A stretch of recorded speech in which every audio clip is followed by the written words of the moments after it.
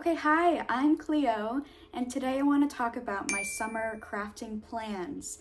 I have a list here of 10 items, and some of them are sewing, knitting, embroidery, collaging, pottery, and crochet. I'll probably go one by one through each category and talk about my ideas and any examples I have.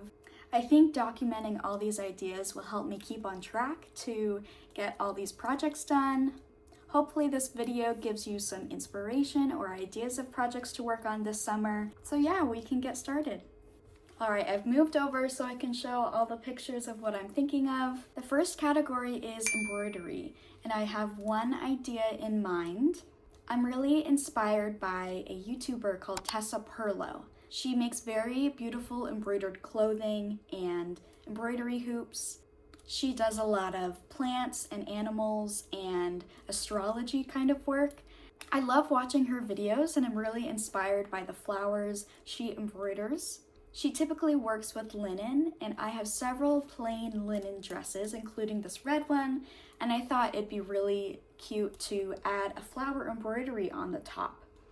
I typically embroider pretty simple designs, and I think it'll be a challenging but rewarding project to embroider something a little bit more complex like Tessa Perlo does. I think like a red or a pink flower on the front would be great, and I think it would be cool to add something unique to some of my linen dresses. The next category is collages. I have picked up this hobby in the past year, and I've done a few different collages that I'm really proud of. Most of them are pretty girly and pink, and that's just what I'm really inspired by. So I end up going to several secondhand craft stores and I pick up bits and scraps to make collages. For my birthday in May, we did a collaging night and I had a lot of fun with my friends creating some wall art for our homes. Last summer I traveled to Europe with my girlfriend Zoe, and we decided it'd be fun to go on a train trip through Europe. It was a month long and we were traveling by train from Spain all the way to the Netherlands, and we took so many photos and grabbed all of the free little flyers that we could pick up. I have a big collage book and I've only finished one location. The first spot we were in was Madrid, and I printed out all the photos and kept all the paper scraps and mapped that out on a page. I really like how it turned out. Now that it's getting warmer again, I'm inspired by finishing that scrapbook and documenting that trip that I did. There's so many cool photos and we have so many special memories from that trip. So if I could have a book that just sits in our living room, I would really love to have it. So maybe once a week this summer, I need to sit down for an hour or two and scrapbook a different city each time. I should get going on this project because I think it's really fun to work with scraps of paper and make this little beautiful art page. It'd be great if I could have that done by the end of the summer. The next collage is very similar to my other girly pink collages. For a while now, my girlfriend and I have been collecting what I would say is like women-inspired art. And now we have a dozen little pieces taped up in our bathroom. Because of the humidity from the shower, they're starting to wrinkle. And so I thought it would be cool to take all of those pieces that we've gathered over the years and make a collage out of it. I think it'd be fun if my girlfriend and I worked on this project together, and our bathroom is very pink and floral, so adding an art piece there I think would be really cool. The next category is knitting. I am mostly a knitter. Over the past 6 months, that's what I've been working on the most, and I have two projects in mind for this summer. The first project is the Cloud Tee by Petite Knit, which you've maybe already seen before.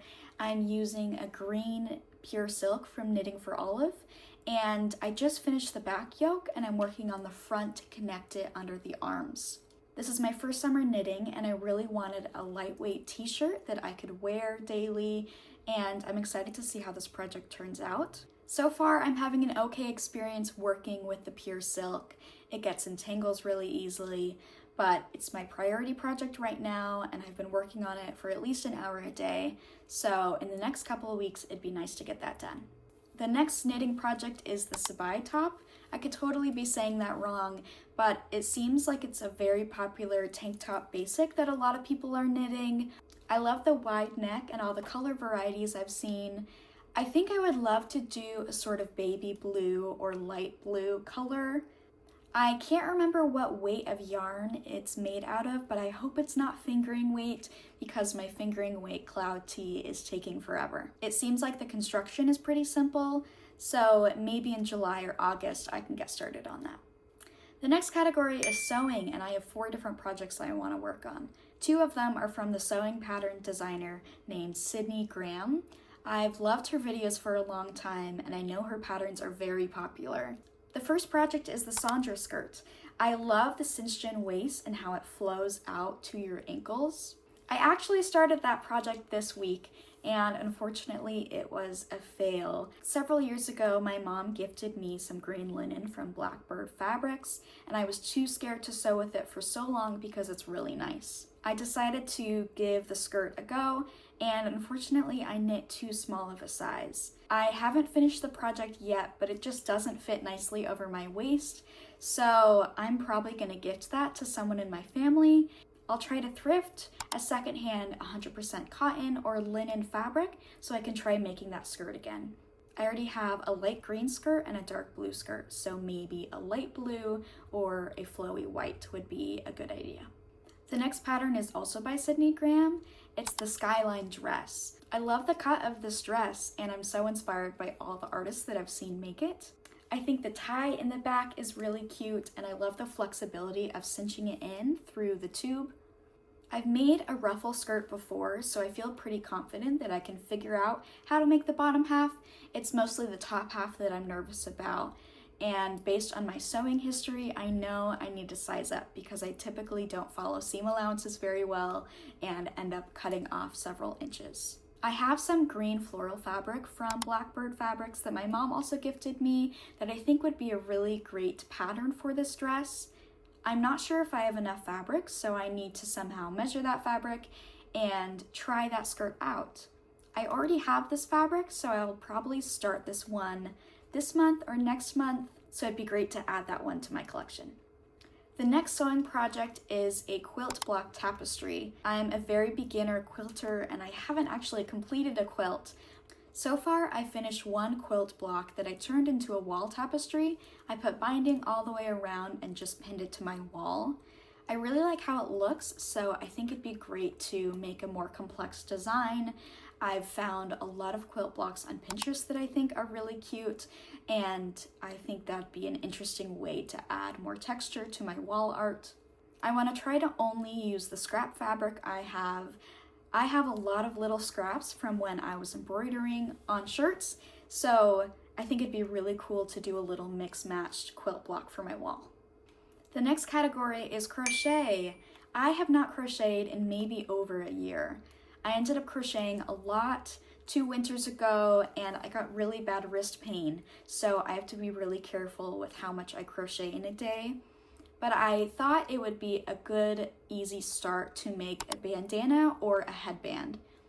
Avery Paula has started designing this really cute crocheted headband, and I'd love to make that pattern as soon as it's released. I think it's something I'd wear all the time to add to outfits. The second idea is that I make a crocheted bandana, but I feel like I don't wear bandanas that frequently, but maybe I can find a pattern that's using really fine yarn so it's pretty flexible. I'm not sure whether I'd want it to be a knit or a crochet pattern, so I think I'd need to look further into patterns to see what I'm interested in. For both of those projects, I'd like to use yarn that I already have. I feel like I mostly have wool and not cotton, so I'm not sure if that's the right texture. If possible, I don't want to buy anything for the crochet project. The next and last category is pottery. I took 2 years of pottery classes in high school and I just loved it.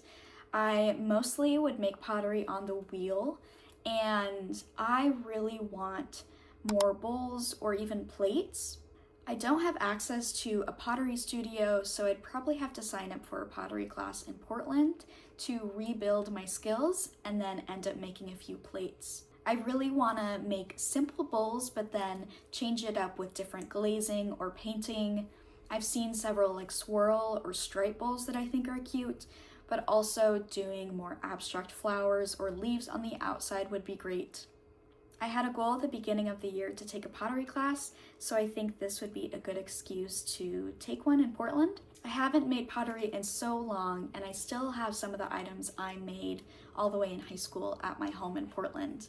So I think it'd be fun to try that hobby out again.